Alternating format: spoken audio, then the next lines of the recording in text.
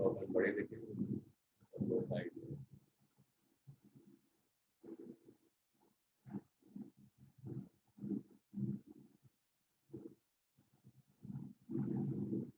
मंगलाचरण करेंगे। सभी अपना वीडियो ऑन कर लीजिए और हाथ जोड़ के मंगलाचरण करें।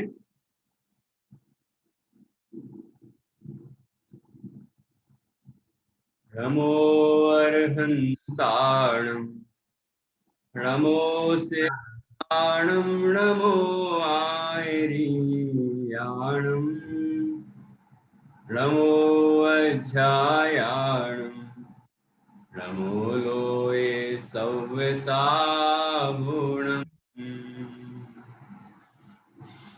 एस सुरासुरमनुसिन् वन्दिदं धोदिघायिकं मलम् पडमामि बध्यमाणम् तिक्तं धम्मस्य कर्तारम् सर्वव्यापेक चिद्रूप स्वरूपाय परात्मने सोपलब्धि प्रसिद्धाय ज्ञानानंदात्मने नमः। हे लोलुप्त महामोह तमस्तोमं जयत्यदा प्रकाशय जगत्तत्त्व अनेकांतमयम्।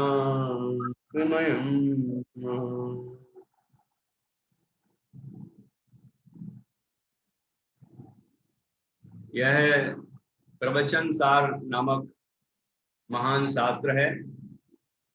आचार्य कुंद कुंद देव की ये अलौकिक रचना है और इसमें ज्ञान तत्व प्रज्ञापन महाअधिकार के अंतर्गत 80 नंबर की गाथा है।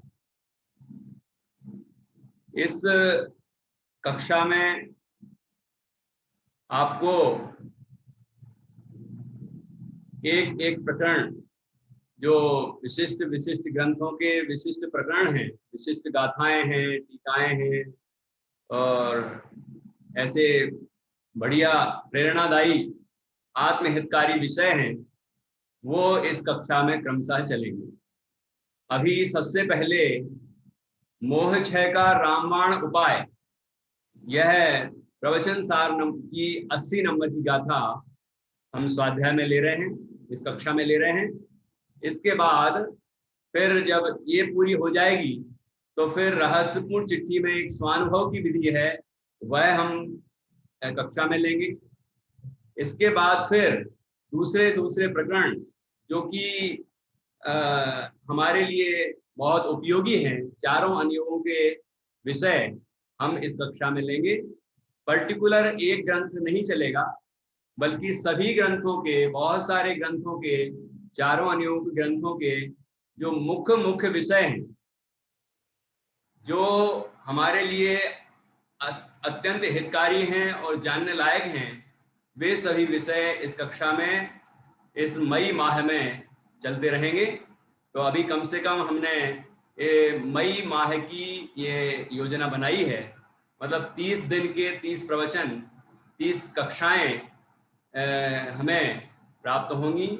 हम यहाँ पर इन विषयों पर चर्चा करेंगे और हम अपना उपयोग बदलेंगे, जो कि निरंतर हमारा उपयोग कोई महामारी के चिंतन में, कोई क्या कह रहा है, कोई क्या कह रहा है, उस चीज से बचने का क्या क्या उपाय बता रहा है, उन सब चिंतन में हमारा जो उपयोग लगा है वो सब आर्त ध्यान है। वो आर्त अशुभ भाव वो हमारे लिए अत्यंत दुखदाई हैं। इसलिए हमने ऐसा विचार कि हम सभी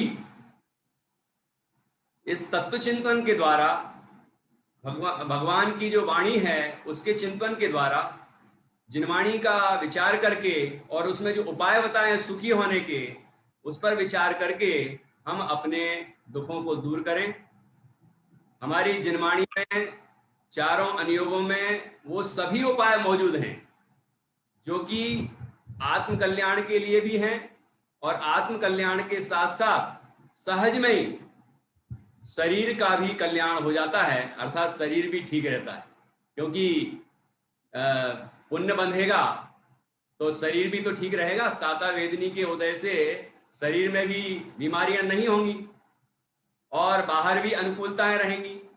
लेकिन यदि हमने निरंतर पाप रूप चिंतन किया तो असाता का बंध होगा और हमारे पाप कर्म का उदय आएगा, तो कहीं ना कहीं दुखद स्थिति तो बनेगी ही।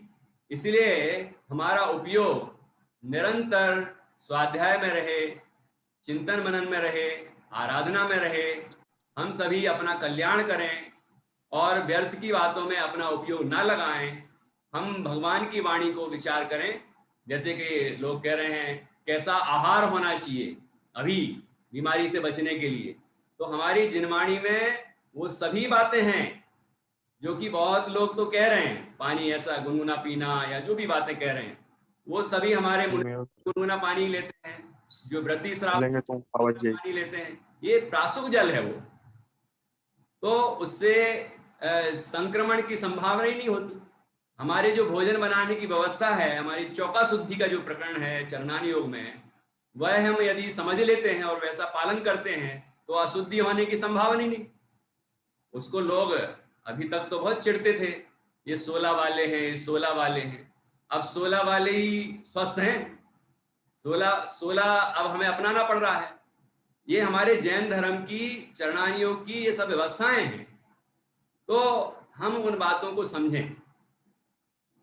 जो मुनिराज 46 दोषों से रहित आहार ग्रहण करते हैं, उनमें उद्गम स्थल के भी दोष हैं, उनसे भी रहित होते हैं, रहित आहार करते हैं।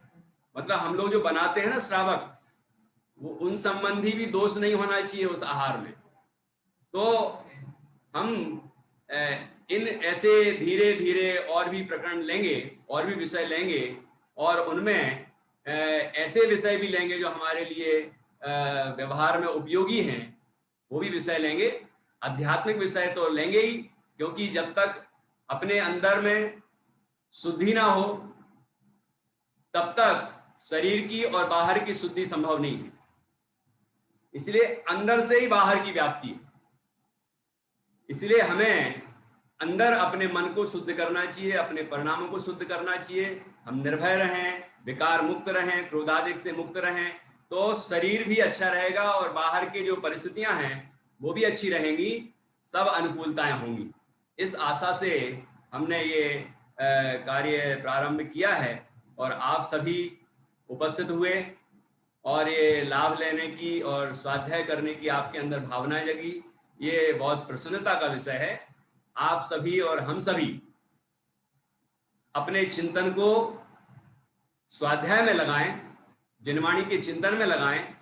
प्रथमान योग आपको रुचिकर लगता हो तो प्रथमान योग की जैन धर्म की कथाएं पढ़ें, उसमें भी चारों अनुयोग आ जाते हैं। कथा तो वो है ही, उसमें भी चरणानुयोग भी होता है, आचरण की बात होती है, अध्यात्म भी होता है, क्योंकि मुनिराज अपनी साधना तो करते हैं कि नहीं करते हैं, और उसमें कर्णानुयोग भी आता है, वो स्वर्ग गए कि नरक गए कि कौन कहाँ गया, किसने कैसे कर्म किए, ये सब कर्णानुयोग के विषय हैं। तो कथाओं में मन लगता हो तो कथाओं में भी लगाएं। यदि किसी का उपयोग चरणानुयोग की चर्चा में, चिंतन में लगता हो, शास्त्र के स्वाध्याय में लगता हो, तो वो उसमें लगाएं।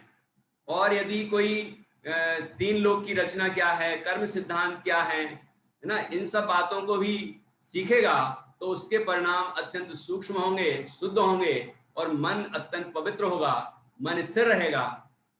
ठीक है, इसलिए जिसमें आपकी रुचि लगे उस अनुयोग को हम पढ़ें, उन ग्रंथों का स्वाध्याय करें और उन सभी स्रोतों को बंद कर दें जिससे हमारे मन में विकार उत्पन्न होते हैं, जिससे हमारे मन में भय उत्पन्न होता है, जिससे हमारे मन में राग द्वेष के परिणाम जागते हैं। वो सभी स्रोत बंद कर देना चाहिए, चाहे वो टीवी के माध्यम से होता हो, चाहे वो मोबाइल में व्हाट्सएप आदि के माध्यम से होता हो, या व्यर्थ की चर्चाओं से होता हो। उन सब चीजों को बंद करके भगवान की आराधना करें, पाठ करें, जिनवाणी का स्वाध्याय करें। जो विषय आपके लिए रुचिकर हो उस विषय, उस ग्रंथ का, उस विषय का, उस प्रकरण का स्वाध्याय करें। तो अभी मुझे जो सबसे प्रिय है ऐसा ये प्रवचन सार ग्रंथ है और इसकी 80 नंबर की गाथा है जिसमें मोह क्षय का रामबाण उपाय बताया है। मतलब अचूक उपाय है ये, ऐसा उपाय है कि जिससे मोह दूर होगा ही होगा, मोह रह ही नहीं सकता।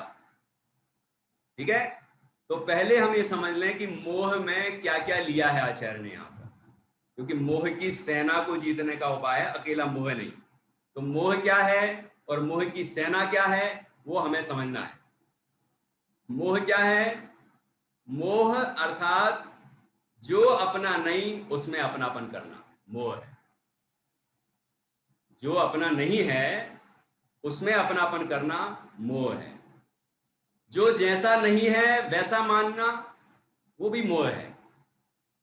ठीक है, वस्तु जैसी है वैसी ना मान के अन्य प्रकार से मानना वो मोह है।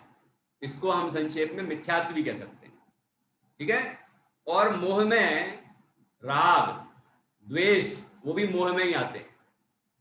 काम क्रोध के परिणाम भी मोह में ही आते हैं। जो भय लालच ये सारे जो परिणाम हैं ये भी मोह में आते हैं। मतलब मोह को जीतने का उपाय का अर्थ ये है कि हम मोह राग द्वेष क्रोध मान माया लोभ आदि जितने भी विकार होते हैं, 25 कसाएं होती हैं। ठीक है, और भी अनेक तरह के विकार होते हैं, प्रमाद होता है। ठीक है, जितने भी विकार हैं आत्मा में उत्पन्न होने वाले मनोविकार हैं, इन सब विकारों से हम मुक्त हो सकते हैं। उसका एक ही मंत्र है, अलग अलग मंत्र नहीं है। जिनवाणी में अलग अलग उपाय नहीं है, एक उपाय है, वो रामबाण उपाय उसको बोलते हैं, अचूक उपाय। ऐसा उपाय कि जो हमें असर करेगा ही करेगा। अभी आप व्हाट्सएप पे देखते हैं ये इस चीज का रामबाण उपाय, इस चीज का रामबाण उपाय, लेकिन कोई कहता है इससे हमें नुकसान हो गया, कोई कहता है हमें फायदा हो गया, तो रामबाण कहाँ हुआ? लेकिन ये ऐसा उपाय है जिनवाणी में जो बताया है कि जिससे हमारा सारे दुख दूर होंगे ही और हम सुखी होंगे ही, ये गारंटी है। कोई भी जीव इस उपाय से आज तक दुखी नहीं हुआ और कोई भी जीव जिसने ये उपाय किया है वो दुख से मुक्त ना हुआ हो ऐसा नहीं है। अर्थात सभी को सुख की प्राप्ति हुई ही है, ये गारंटी है। श्रावक हो या मुनिराज हो, कोई भी हो, ये सबके लिए उपयोगी उपाय है। ये प्रवचन सार ग्रंथ की आचार्य कुंद कुंद द्वारा रचित 80 नंबर की गाथा है और इसकी टीका आचार्य अमृतचंद स्वामी ने की है। ठीक है, तो हम ये यहाँ पर समझेंगे और इससे हम समझेंगे कि मोह का विनाश कैसे किया जाए। तो मैं इसकी उत्थानिका पढ़ता हूँ। जिसके पास भी प्रवचन सार ग्रंथ घर में हो वो कल से आप ले सकते हैं, और अभी आपके पास उपलब्ध हो तो ले सकते हैं। पीडीएफ के रूप में हो तो पीडीएफ के रूप में ले सकते हैं, जैसे भी हो, और अन्यथा यहाँ से भी शेयरिंग की व्यवस्था कर देंगे और व्हाट्सएप ग्रुप में भी इसका जो भी इसके स्क्रीनशॉट लेके हम उसमें डाल दिया करेंगे, तो आप उसका स्वाध्याय कर पाएंगे। ठीक है, तो इस तरह, क्योंकि अभी सब जगह लॉकडाउन की स्थितियां हैं तो हमारे मंदिर बंद हैं, स्वाध्याय भवन बंद हैं, पुस्तकालय बंद हैं, तो शास्त्र आपके पास नहीं है तो फिर कहाँ से लाएंगे आप? तो अपन उसके लिए व्यवस्था करेंगे। ठीक है, तो हम 80 नंबर की गाथा यहाँ पर प्रारंभ करते हैं। इसकी उत्थानिका है। अब मैं अर्थात आचार्य अमृतचंद स्वामी कह रहे हैं, अब मैं, तो हम भी कहें कि अब मैं मोह की सेना को कैसे जीतूं। मोह की सेना अभी समझाया। मोह की सेना क्या है? मोह राग द्वेष क्रोध मान माया लोभ जितने भी विकार हैं आत्मा में पैदा होने वाले, सब के सब मोह की सेना है। मतलब सारे विकारों से मुक्त होने का एक ही मंत्र है। अब मैं मोह की सेना को कैसे जीतूं, ऐसा उपाय विचारता है, ऐसा उपाय विचारता है, ये आचार्य ने यहाँ बताया है। और ऐसा उपाय विचारता है, कौन विचार करता है? और अब लिखा है उन्होंने, अब ऐसा विचारता है। कब ऐसा विचारता है? इसकी जो आप 79 नंबर की गाथा देखेंगे और उसके पहले का प्रकरण देखेंगे तो आपको पता चलेगा ये गाथा किस प्रकरण में आई है, किस संदर्भ में आई है, किस अधिकार में आई है। उससे मालूम चलेगा कि ये गाथा जो है वो कितनी महत्वपूर्ण है। पहले मैं गाथा पढ़ता हूं, उसके बाद इसकी पहले पृष्ठभूमि बताएंगे, ठीक है, उसके बाद फिर हम इसकी चर्चा और आगे बढ़ाएंगे। चलिए मैं गाथा बोलता हूं, आप दोहराना। जो जान दी अरहंतम, जो जान दी अरहंतम, दव्वत गुणत पज्जयते हिम, दव्वत गुणत पज्जयते हिम, सो जान दिया पाणम, सो जान दिया पाणम, मोहो खलु जादितस्लयम्, मोहो खलु जादितस्लयम्, मोहो खलु जादितस्लयम्। आचार्य कुंद कुंद स्वामी के वचन है। मोहो खलु, खलु मतलब निश्चय से, निश्चित रूप से। निश्चय मतलब निश्चय व्यवहार वाली बात नहीं है यहाँ। निश्चय से मतलब निश्चित रूप से। मोहो लयम जादी, लय को प्राप्त होता है, विलय हो जाता है। खलु मतलब वास्तव में विनष्ट हो जाता है। और किसके? कि तस्य अर्थात उसके। अब उसके बोला है तो किसके तो पूछेंगे, है ना। तो किसके विलय को प्राप्त हो जाता है? किसके विलय को प्राप्त हो जाता है? देखो, जो ऐसा मानता, जो जानती अरहंतम, ऐसा लिखा है, ये स्क्रीन बड़ी कैसे?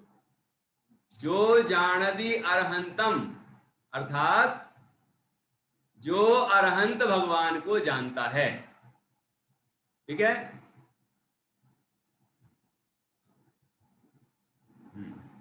जो अरहंत भगवान को जानता है, ठीक है। क्या लिखा? आचार्य ने लिखा मोहो खलु जादि तस्लयम। खलु मतलब वास्तव में, तस्य अर्थात उसका, मोह अर्थात मोह, लयम जादी, लयम विलय, जादी मतलब हो जाता है। उसका मोह विलय हो जाता है, उसके काम क्रोध के परिणाम दूर हो जाते हैं, उसका भय दूर हो जाता है। लोग अभी कह रहे हैं ना, भय के कारण ह्यूमिलिटी कमजोर हो रही है, प्रतिरोधक क्षमता कमजोर हो रही है। तो अब क्या उपाय है उस चीज को भी दूर करने का, उस और प्रतिरोधक क्षमता पाने का? वो भी है उपाय। जिनवाणी में सब उपाय है, लेकिन उद्देश्य आत्महित है। शरीर का हित करना जिनवाणी का उद्देश्य नहीं है, लेकिन आत्महित करने वालों के शरीर भी ठीक रहता है, ठीक है। जैसे मुनराज ध्यान करते हैं, हमारे जैसे प्राणायाम थोड़ी करते हैं। मुनराज करते हैं, सुना कभी कि मुनराज अनुलोम विलोम कर रहे हैं या कोई और वो भस्त्रिका प्राणायाम कर रहे हैं, कि वो क्या कपालभाति और रामदेव बाबा बताते रहते हैं बहुत सारे, और लोग आजकल बहुत चर्चा कर रहे हैं। ठीक है, गृहस्थ कर सकते हैं, लेकिन कभी मुनिराज के बारे में सुना आपने? नहीं। उपाय तो बताए हैं, वैसे ज्ञानार्णव ग्रंथ है, बताए हैं, लेकिन आखिरी में क्या लिखा मुनिराज आचार्य ने, आचार्य शुभचंद्र स्वामी ने? ये प्राणायाम आदि जो हैं ये थकाने वाली क्रिया है, ठीक है ना, इसलिए इनकी बजाय आत्म ध्यान करने का ही उद्यम करना चाहिए। मतलब जैसे मुनिराज ध्यान करते हैं, भगवान जिन प्रतिमा मंदिर में देखी होगी, ऐसे प्रतिमावत विराजमान हो जाते हैं और अपना ध्यान करते हैं, और एक स्थान पर ज्यादा नहीं रहते हैं। ये सब वैज्ञानिक चीजें हैं। उद्देश्य आत्महित है, क्योंकि एक जगह रहेंगे तो मोह बढ़ेगा कि अच्छा ये शैलेंद्र जी हैं, ये सत्येंद्र जी हैं, ये अमुक चंद जी हैं, तो उनको मोह पैदा हो सकता है। तो वो एक जगह पे नहीं रहते, विहार करते रहते।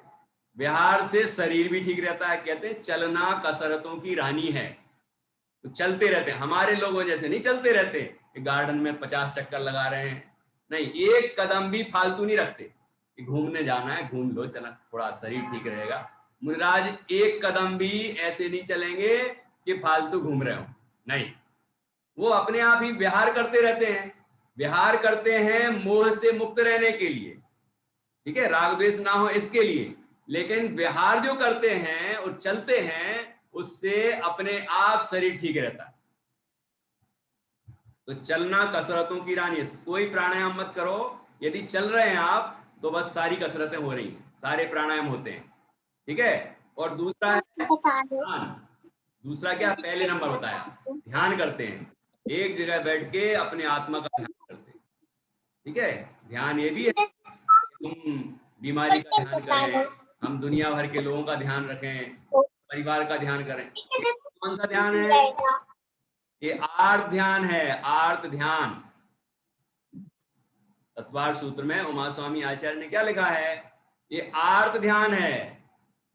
तो आर्त ध्यान मतलब दुखरूप चिंतन होना, इष्ट का वियोग होना, अस्पतालों में क्या मचा है, ये जो चिंतन चल रहा है, हमारे वो चले गए हैं, उन इष्ट का वियोग, अनिष्ट का संयोग, बीमारी अनिष्ट का संयोग, ठीक है, महामारी फैल रही है, संयोग है, और ये चलेगा वो चलेगा, ये विचार, ये इष्ट का वियोग है।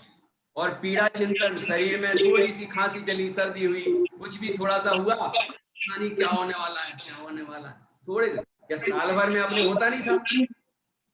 अपने जीवन महामारी के पहले ये सब चीजें नहीं होती थी क्या? होती थी, लेकिन घबराए कभी नहीं, चली गई, सर्दी आई, हो गई, ठीक है, ठीक हो गई।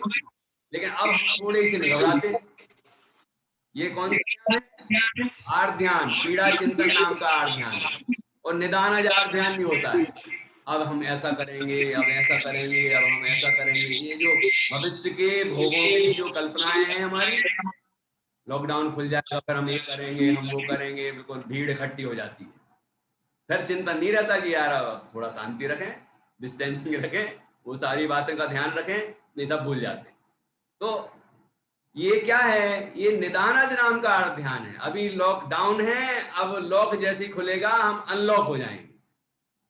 लेकिन जो जैनी श्रावक होता है वो संयमी होता है, इसलिए दूसरे कोई गाइडलाइन दें या ना दें, हम अपनी गाइडलाइन, जिनवाणी की गाइडलाइन से चलेंगे तो ये सारी चीजें हमारी ठीक रहेंगी, ठीक है। तो इस तरह से हम यदि ये रामबाण उपाय अपनाएंगे तो जो दूसरी चीजें हैं वो भी ठीक हो जाएंगी। तो मैं बता रहा था आपको, ध्यान तो वो भी है, लेकिन वो आर्त ध्यान है। उमा स्वामी आचार्य कहते हैं वो आर्त ध्यान है, दुखरूप चिंतन है, उससे पाप का बंध होता है, उससे जीव को नरक की प्राप्ति होती है। देखो तत्काल तो दुख होता ही है, कोई कहेगा नरक की बात करने लगे, लेकिन तत्काल भी तो दुख हो रहा है ना, ये तो देख लो, तत्काल उससे दुख हो रहा है और आगामी काल में भी उसका फल दुखरूपी ही होता है। इसलिए आर्त ध्यान न करें, रौद्र ध्यान न करें, हिंसा में आनंद मानना कि वो कीटाणु को मार देते ना, मारो। जैन धर्म ये उपदेश नहीं देता कि किसी कीटाणु को मारो, बचाव करो ये कहेगा, अपने को बचाओ वो कह सकता है ना, कीटाणु हमारे शरीर में ना प्रवेश करें, हम कीटाणु से बचे रहें, वो कह सकता है, लेकिन ये नहीं कहेगा कि किसी कीटाणु को मारो। ये उपदेश जिनवाणी का नहीं है, ठीक है। इसमें हिंसा का पाप लग रहा है, ये इसको कहते हैं हिंसा नंदी रौद्र ध्यान। हम वहां गए थे, लेकिन वहां से आए, अच्छा नहाया जम के, और नहा धो के कपड़े भी धो लिए, और ये भी किया, वो भी, सारे कीटाणु मार डाले। ये कौन सा ध्यान किया भैया? ये हिंसा नंदी नाम का रौद्र ध्यान है, ठीक है। पाप का बंद होगा इससे, नरक गति का बंद होगा, ठीक है। तो हिंसानंदी रौद्र ध्यान, मृषानंदी रौद्र ध्यान, झूठ बोलने में आनंद मानना। जो झूठ बोल रहे हैं, झूठ बोल के मजा ले रहे हैं, अरे क्या झूठ बोला मैंने तरकीब से, वो भी दुर्ध्यान है। हिंसानंदी, मृषानंदी, चौर्यानंदी, चोरी की कोई तरह की और आनंदित हुए, खुशी मनाई, प्रसन्न हुए, चौर्यानंदी दुर्ध्यान है, रौद्र ध्यान है वो, ठीक है। और परिग्रहानंदी, कोई ने लॉकडाउन का फायदा उठा के अपनी जेबें खूब भरी होंगी, बड़ा प्रसन्न हो रहा होगा, अरे अरे ये तो हमारे लिए अच्छा रहा। ये कौन सा ध्यान है? परिग्रहानंदी, जिसको विषयानंदी भी कह सकते हैं, परिग्रह जोड़ रहे हैं ना, जुड़ता जा रहा है, खुशी मना रहे हैं। ये परिग्रहानंदी नाम का रौद्र ध्यान है, नरक गति के बंध का कारण है। ठीक है, तो ऐसे दुर्ध्यान भी लोग ध्यान कहते हैं कि हम ध्यान कर रहे हैं, वो ध्यान दुर्ध्यान है, पाप बंध के कारण है। आर्त ध्यान मुख्य रूप से तिरंच गति के बंध का कारण है, और रौद्र ध्यान मुख्य रूप से नरक गति के बंध का कारण है, और तत्काल भी आकुलता देता है, ये हम समझ सकते हैं, ये हमें खुद समझ में आता है। इसलिए उन दुर्ध्यानों से हम बचें, और जो आचार्यों ने धर्म ध्यान कहे हैं, आज्ञा विषय धर्म ध्यान, ये आज्ञा का विचार कर रहे हैं। भगवान की आज्ञा क्या है, जिनवाणी क्या कहती है? सब चीजों का समाधान जिनवाणी में है। मैंने 25 साल से अध्ययन करके, चिंतन करके, मंथन करके अनुभव किया है कि अभी जो जो जो जो तकलीफें हैं वर्तमान में भी, उन सबके उपचार भी जिनवाणी में मौजूद हैं। मैं कोशिश करूंगा कि एक एक प्रकरण छोटा छोटा लेके और आपको और भी चीजों से परिचय कराऊंगा। ये प्रवचन सार की 80 भी गाथा चलेगी, फिर जितने दिन में ये पूरी हो जाएगी, 5-7 दिन में, तो फिर दूसरा कोई प्रकरण लेंगे, दूसरा कोई अनियोग का ग्रंथ लेंगे। ऐसे कर करके हम कोशिश करेंगे कि आपको कुछ बातें ऐसी बताएंगे कि जिनवाणी का ऐसा अपार वैभव है, जिसका हम अध्ययन करें, स्वाध्याय करें, चिंतन मंथन करें, उस तरह से विचार करें, तो हमारा जीवन आनंदमय बनेगा। संसार अवस्था में भी जब तक रहेंगे तब तक भी आनंदित रहेंगे, और जब हम मोक्ष मार्ग में चलेंगे तो भी आनंद मिलेगा, और मोक्ष में तो अनंत आनंद है ही। वहां मोक्ष तक पहुंचाने का मार्ग जिनवाणी में मौजूद है। ठीक है ना? तो आज्ञा विचय, अपाय विचय, विपाक विचय, संस्थान विचय, ये सब संस्थान विचय में भी पिंडस्थ ध्यान, पदस्थ ध्यान, रूपस्थ ध्यान, रूपातीत ध्यान, ये जो जिन भगवान की प्रतिमा का ध्यान करते हैं ना, ये भी ध्यान है, भगवान की प्रतिमा का ध्यान करते हैं। अभी कोई मान लो कदाचित मंदिर नहीं जा पा रहा हो, या अच्छे से दूर से दर्शन होते हो, अच्छे से दर्शन नहीं हो पा रहे हैं, तो हम बैठ के उनका ध्यान करें। ठीक है, ध्यान करें, चिंतन करें, कैसे भगवान है, उनकी कैसी वीतराग मुद्रा है, क्या क्या कर रहे हैं वो, कैसे अनुभव कर रहे हैं, वो आनंदित क्यों है। वस्त्र का एक धागा नहीं है उनके ऊपर, परिग्रह का एक अंश भी नहीं है उनके पास, भोगों का एक अंश भी नहीं है उनके पास है। जिन चीजों के लिए हम परेशान हो रहे हैं वो एक अणु मात्र भी नहीं है उनके पास, लेकिन कितने आनंदित हैं। आप उनकी आनंद मुद्रा देखो भगवान की। तो ऐसा आनंद हमारी जिनवाणी में बताया है। ये मार्ग है जैन दर्शन का, ये मोक्ष मार्ग है। ये जिन प्रतिमा क्यों कहते हैं, जिन मंदिर जाना पहले जरूरत क्यों है, जिन दर्शन को सर्वोत्कृष्ट क्यों बताया है? इसीलिए कि जिन प्रतिमा को देखते हैं तो पूरा जैन दर्शन का सार दिखता है। अब जो स्वाध्याय करेगा, जिसको पता होगा, वो समझ पाएगा कि जिन प्रतिमा के दर्शन से कितना जैन दर्शन का सार कैसे दिखता है। ठीक है, तो हम इस तरह से भगवान के गुणों का चिंतन करें, सिद्धों का ध्यान करें, अरहंतों का ध्यान करें, नमोकार मंत्र का ध्यान करें। केवल पाठ नहीं करें कि नमोकार मंत्र हमने दिन भर 24 घंटे पढ़ा, भक्तामर का पाठ 24 घंटे किया, लेकिन हमने उसका अर्थ कितना समझा, उसके भाव कितने समझे, उसमें हमारा उपयोग कितना लगा, उससे हमारे परिणामों की विशुद्धि कितनी हुई, वो देखना है। थर्मामीटर वो है। यहां हमारे सारे पल्स बिल्कुल ठीक चल रहे हैं, बिल्कुल सब व्यवस्थित अनुभव हो रहा है, लेकिन डॉक्टर यदि कोई मशीन लगा के चेक करे और आपसे कह दे आपको तो ये हो रहा है, आप घबरा जाएंगे।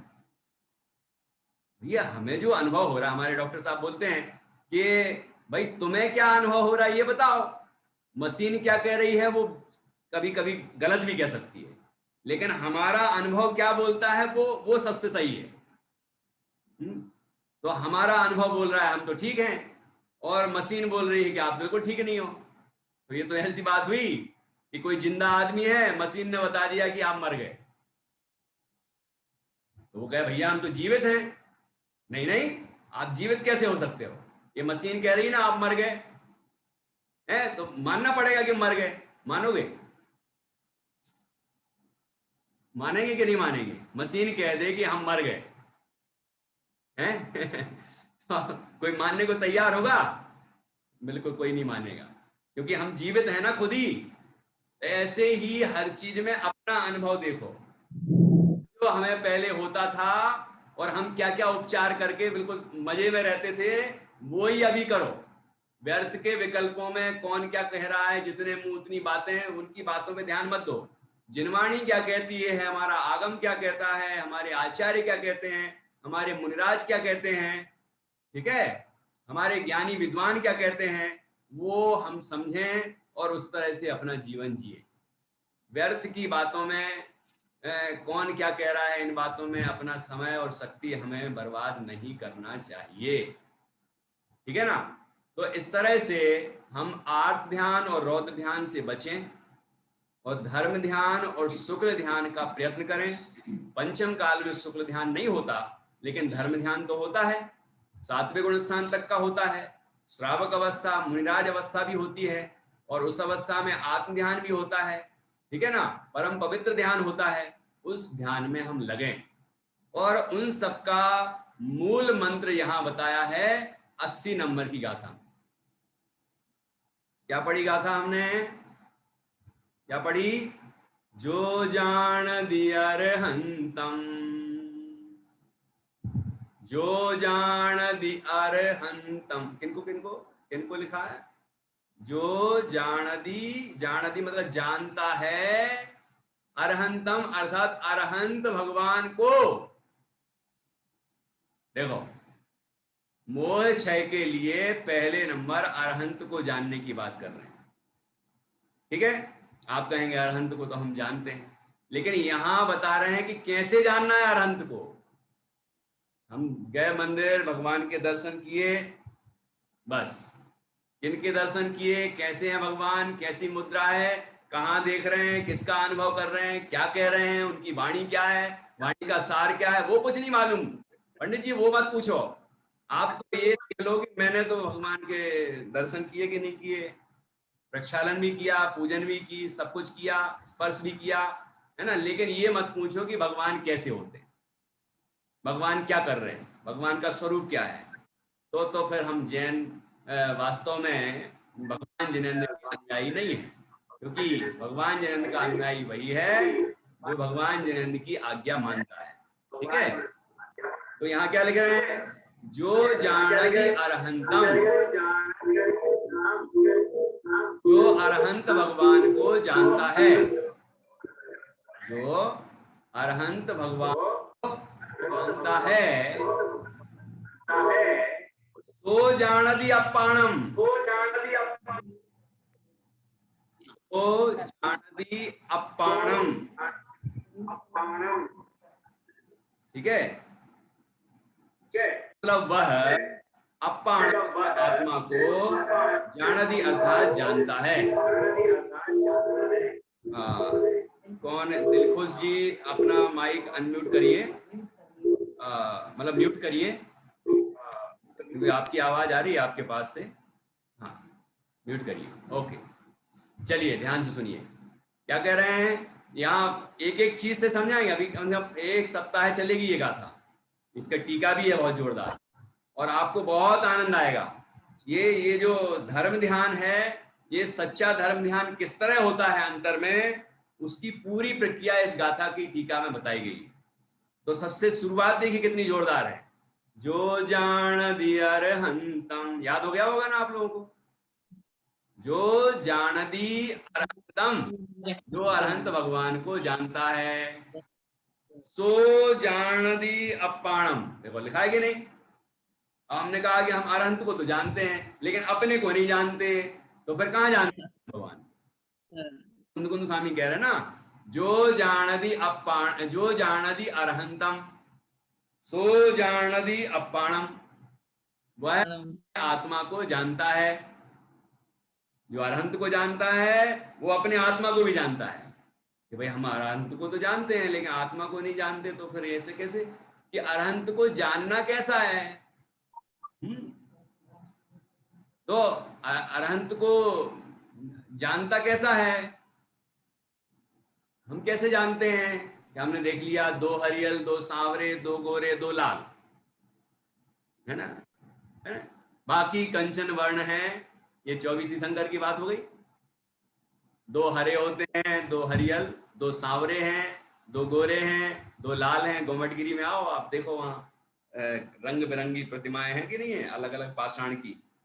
तो तरह तरह के रंग बिरंगे जो शरीर की रंग हैं, रूप हैं। हमने जान लिया भगवान को कि कहाँ जाना अरहंत भगवान को, ये अरहंत को जानना नहीं कहलाता।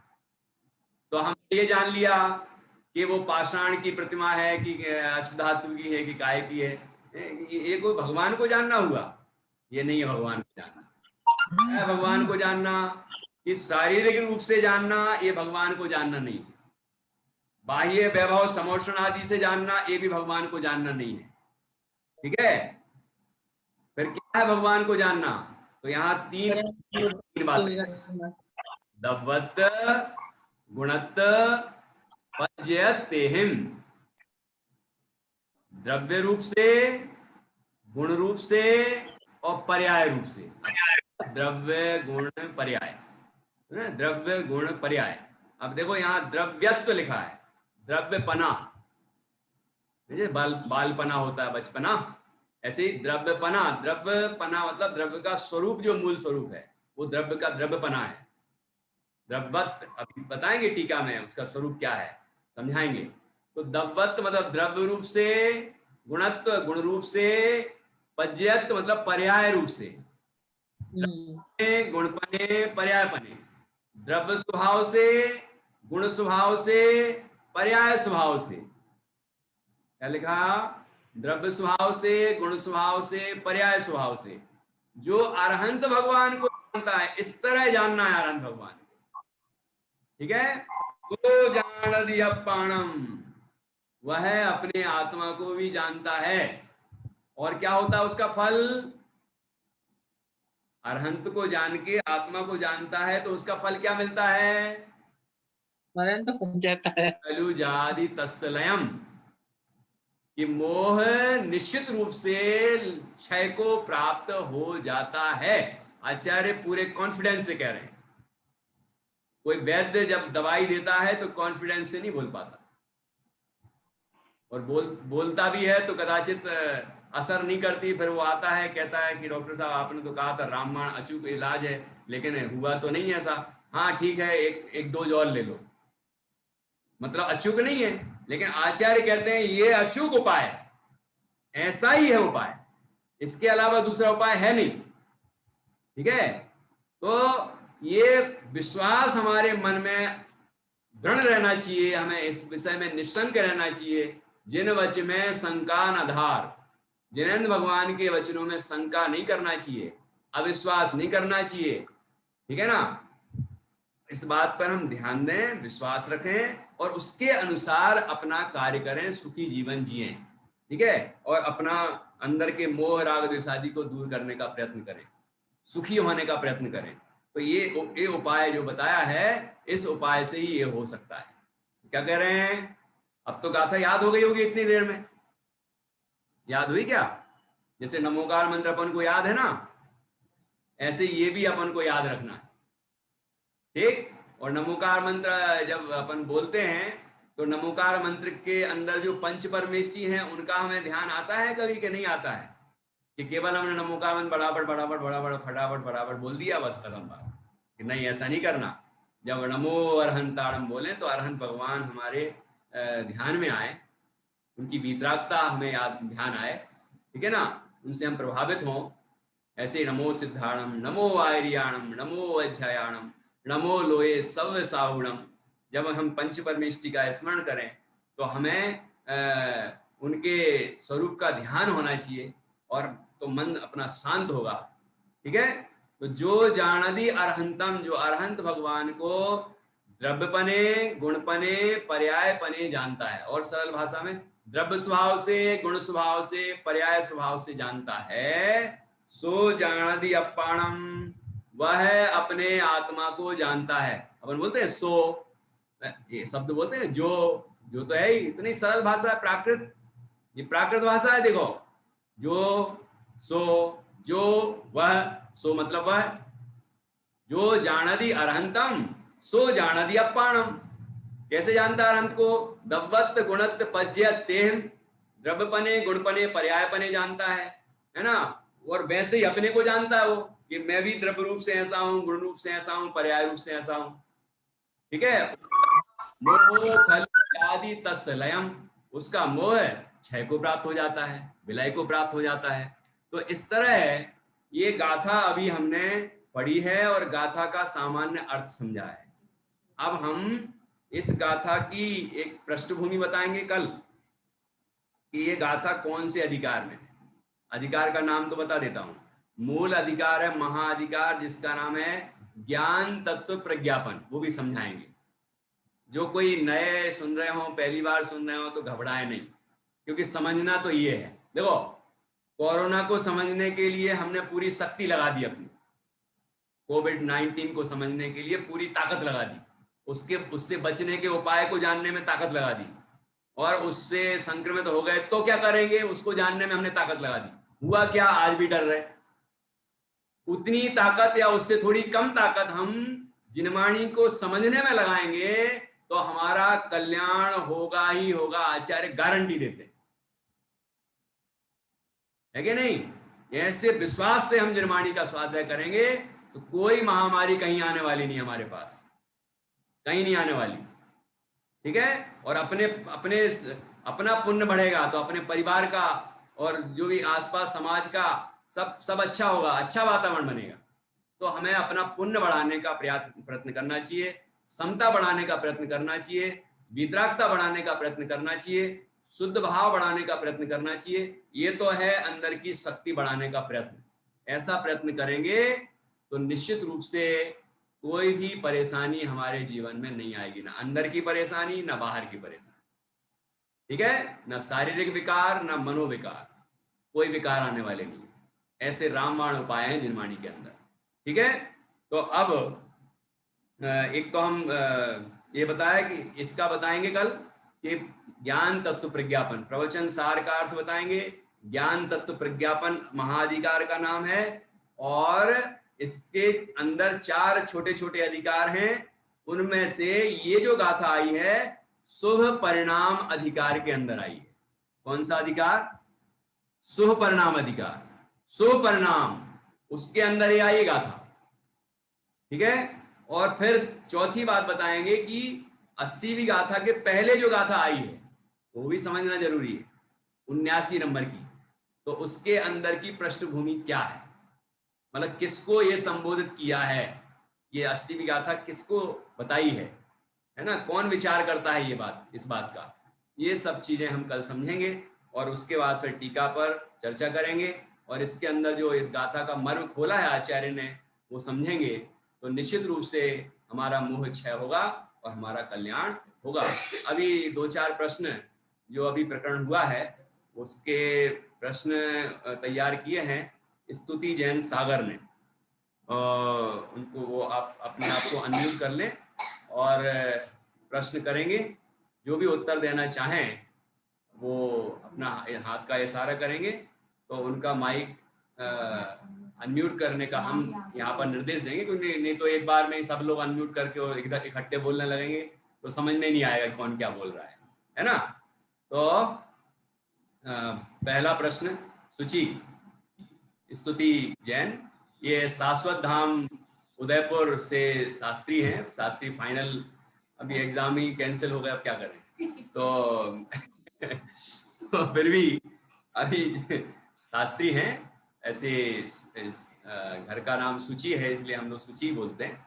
स्तुति जैन सागर वो प्रश्न कर रही हैं, आप ध्यान से सुने। हाँ जी।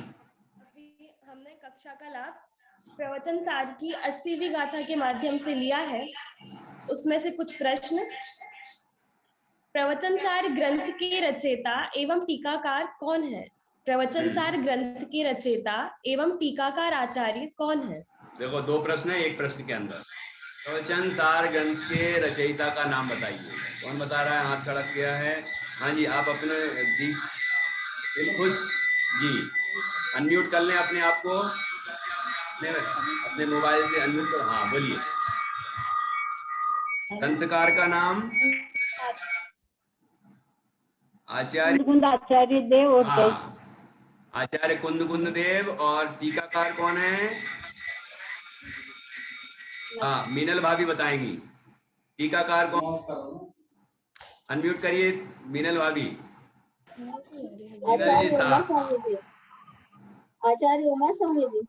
हाँ नहीं नहीं नहीं नहीं नहीं, गड़बड़ हो गया।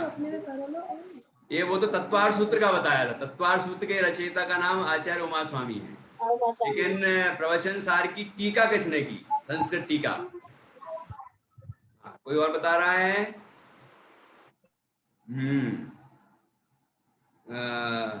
महिमा जी, महिमा बताओ। आचार्य अमृतचंद्र स्वामी। हाँ, बहुत अच्छा, आचार्य अमृतचंद्र देव। तो आचार्य कुंद स्वामी ने तो ग्रंथ की रचना की, प्रवचन सार जी, ठीक है ना। और आचार्य अमृतचंद्र स्वामी ने उसकी टीका लिखी, मतलब उसको विश्लेषण किया है। ये याद रखना है, और एग्जाम भी होगा। ये आप इस तरह ना समझे कि प्रवचन चल रहा है, आपने सुना और आप चल दिए, ऐसा नहीं समझे। ये एक क्लास है और इसको ध्यान से सुनना है, अपना कल्याण करने के लिए सुनना है मुख्य रूप से, और साथ में वो विषय आपको अच्छे से याद रहें, उनके पॉइंट नोट करें, और उसके बाद उसको याद रख के और अपना कल्याण करने का प्रयत्न करें। तो एग्जाम भी देना है ना। एग्जाम गूगल फॉर्म में होगा, मतलब सॉफ्ट कॉपी में होगा, इसलिए आप ये ना समझें एग्जाम कैसे लेंगे। हमारे पास बहुत सारे उपाय हैं। 1 साल हो गया है, और 1 साल में सभी ने, बच्चों ने बहुत सारे उपाय सीख लिए हैं, है ना। तो आपको पेपर भी आएगा और आप उसको सॉल्व करेंगे। हाँ जी, तो ये पहला प्रश्न हो गया। आप दूसरा प्रश्न पूछिए। और भी मोह की परिभाषा क्या बताई थी? हाँ, मोह की परिभाषा क्या बताई थी? मोह की परिभाषा क्या बताई गई है? हाँ जी, कौन बता रहा है? दिलखुश जी। और कोई आओ, नए कोई। ये क्या बात है, प्रेक्षा जी आ गई हैं, ये देखो बंद कर लिया, डर गए। चलो कोई बात नहीं। अरे पप्पू भैया, हाँ बताएं। सत्येंद्र जी। जो अरहंत को द्रव्य गुण पर्याय से जानता है, वह अपने मोह को जीत लेता है। हाँ, ये तो सही कहा, लेकिन प्रश्न किया गया है कि मोह किसको कहा? मोह किसे कहते हैं? परद्रव्यों को अपना मानना मोह। परद्रव्यों को अपना मानना मोह है, ये ठीक है, बिल्कुल ठीक है। और कोई बताएगा? हाँ, नीलू भाभी बताएं। हाँ, जो जैसा है उसको वैसा ना मानना, और जो अपना है, जो पराया है उसे अपना मान लेना, उसे मोह कहते हैं। बहुत बढ़िया। जो जैसा है उसको वैसा ना मानना मोह है, और जो परद्रव्य हैं उनको अपने मानना वो मोह है। बहुत अच्छा, हाँ जी। ठीक है, और कुछ पूछना है? स्तुति जी। 80वीं गाथा का शब्दार्थ। 80वीं गाथा का शब्दार्थ, मतलब गाथा याद होना चाहिए पहले तो।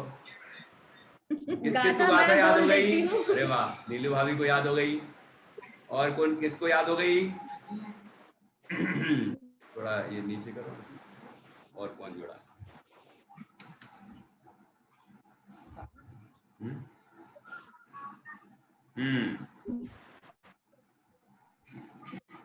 हाँ जी, ममता जी बताएंगी गाथा याद हुई क्या? नहीं, चलो कोई बात नहीं, अब याद कर लेना। मैं व्हाट्सएप ग्रुप में भी ये इसको ये डाल दूंगा गाथा टीका सहित, तो आप उसको घर में बैठ के याद करना। मतलब हम इलेक्ट्रॉनिक मीडिया, सोशल मीडिया, जो भी कुछ मीडिया चल रही है उसका अपने कल्याण के लिए उपयोग करेंगे, ठीक है। उसी के लिए लोग भोगों में उपयोग करते हैं, पाप में उपयोग करते हैं, हम उसको अपने धर्म ज्ञान के लिए, तत्व ज्ञान के लिए, अपने कल्याण के लिए उपयोग करेंगे, ठीक है। हाँ जी।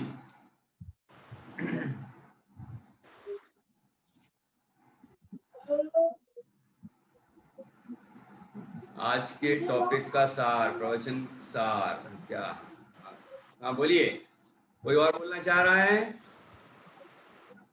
हाँ चलो, नीलू भाभी कहाँ गई?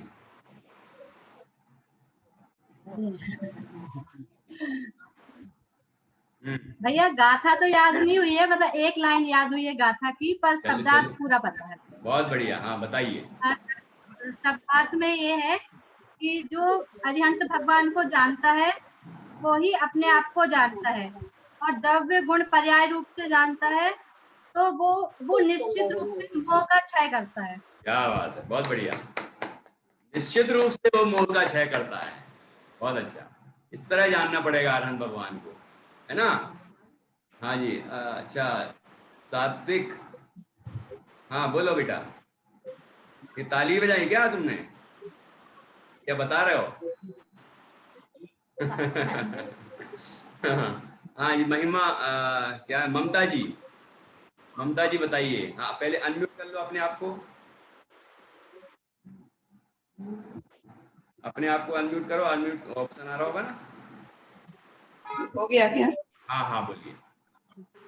मैं गाथा बोल रही हूँ। हाँ बोलिए बोलिए। जो जानदि अप्पाणम दैवत्य गुणत्व पज्जयातेशिम, तो जानदि अप्पाणम, नहीं, जो जानदि अरहंतम दैवत्य गुणत्व पज्जयातेहिम, तो जानदि अप्पाणम मोहो खलु जदि तत्सलयम। क्या बात, बहुत अच्छा। जो अरहंत गाथा भी याद हो गई, भगवान देखो। को, हाँ बढ़िया। जो अरहंत भगवान को द्रव्य स्वभाव से, गुण स्वभाव से, पर्याय स्वभाव से जानता है, वही अपनी आत्मा को जानता है, और जो अपनी आत्मा को जानता है उसका मोह नष्ट हो जाता है। बहुत बढ़िया। तो ये गारंटी है कि मोह नष्ट हो जाएगा? हो जाएगा, पक्का? ये अपन पक्का। को कोई शंका तो नहीं है ना? नहीं ये नहीं, अब जो WHO से पूछना पड़ेगा। नहीं नहीं, अब जो अरहंत भगवान को जान WHO लेगा। से तो नहीं पूछना पड़ेगा कि भाई हमारे आचार्य कुंद स्वामी कह रहे हैं, महान वैज्ञानिक आचार्य कुंद स्वामी, हमारे सबसे बड़े वैज्ञानिक, आज भगवान को वैज्ञानिक कहा है। महावीर अष्टक में महावीर स्वामी को महान वैद्य बताया कि नहीं बताया है? जी, वैद्य बताया है। विसक का अर्थ होता है वैद्य, ठीक है ना? हम ये इधर उधर की बातों में नहीं ध्यान दें कौन क्या कह रहा है, हम तो अपने भगवान सर्वज्ञ को माने। भगवान आचार्य क्या कह रहे हैं, मुनिराज क्या कहते हैं, है ना, हमारे ज्ञानी धर्मात्मा क्या कहते हैं, वहां से अपन को चलना है, उस परंपरा को ध्यान में रखना है। उसको मानेंगे तो निश्चित रूप से कल्याण होगा। तो क्या क्या बताया? तो आपने देखो क्या कितनी मैं एक बारीकी से बोला, पूछूं? इससे मोह का क्षय होगा ही होगा। और मोह की सेना का क्या अर्थ है? महिमा बताइए, मोह की सेना में कौन कौन लिया गया है? मोह की सेना में हाँ आप ये याद ये लालच, क्रोध आदि 25 कषाय विकारी परिणाम जैसे प्रमाद। क्या बात। और तो आजकल जो भय मुक्त होने के लिए तरह तरह के उपाय बता रहे हैं, उसकी आवश्यकता है कि ये गाथा में जो उपाय बताया है वो हमारे लिए काफी है। जो गाथाओं में बताया है वही। हाँ बहुत अच्छा, बहुत बढ़िया। देखो कुछ आ गया, सारे विकार आ गए, और उसको उसने का उपाय गारंटी दे रहे आचार्य कुंद स्वामी। वो उपाय हमें मानना है, और उससे निश्चित रूप से हमारा दुख दूर होगा ही होगा, और सुख की प्राप्ति होगी ही होगी, ये गारंटी है। ठीक है? इस तरह और कुछ पूछना है क्या? स्तुति हो गया? आपको कुछ पूछना है कि समय हो गया है? तो अपनी क्लास 8:15 से 9 बजे तक ही चलेगी, ठीक है? तो सभी समय से पधारें, और कभी आपका मन लगता है और प्रश्नोत्तर थोड़े एक आध दो ज़्यादा होते हैं, मान लो कदाचित, तो 2-5 मिनट आगे हो सकता है, लेकिन समय पे 9 बजे पूरा कर दें। ठीक? तो इस तरह हमने आज आचार्य कुंद स्वामी की महान रचना प्रवचन सार ग्रंथ की के ज्ञान तत्व प्रज्ञापन महाअधिकार के अंदर सुपरिणाम अधिकार की यह 80 नंबर की गाथा, जिसको हम मोह क्षय का रामबाण उपाय कहते हैं, वह गाथा हमने शुरू की है, और इस गाथा का अर्थ समझा, इसके बारे में हमने थोड़ी चर्चा की, और वर्तमान में जो तकलीफें हो रही हैं उस सबका उपचार एक साथ एक ही गाथा में बताया गया है, अन्यत्र कहीं ढूंढने की आवश्यकता नहीं है। यह उपचार हमारे लिए पर्याप्त है। हम इसका मर्म समझें और अपने अंदर उसका प्रयोग करें तो निश्चित रूप से हम सर्व प्रकार के दुखों से मुक्त हो जाएंगे, ऐसी गारंटी आचार्य देते हैं। और हमें भी उस पर विश्वास रख के निस्संक रह के वो उपचार करना है और महान आनंद की प्राप्ति करना है। इस तरह हम आज अपनी चर्चा पूर्ण करते हैं और आज की यह मीटिंग पूरी होती है। जिनवाणी स्तुति करेंगे सभी। जिनवाणी स्तुति करेंगे संक्षिप्त में। हे जिनवाणी भारती तो ही जपो दिन रे, जो तेरी शरणाग है तो पावे सुख चैन। जावाणी के ज्ञान ते सूझे लोकालो, वाणी मस्तक नमो सदा देत हूँ हो। सभी अवसर करेंगे 9 बार नमोकार मंत्र के माध्यम से अपने को मीटिंग एंड कर लें और शांति पूर्वक बैठ के और नमोकार मंत्र का जाप करें। थोड़ी ज्यादा देर भी कर सकते हैं, आराम से ध्यान करिए और जितना अपन ने अभी चिंतन किया है, चर्चा की है, उसको अंदर में प्रयोग कीजिए। ठीक है, जय हिंद।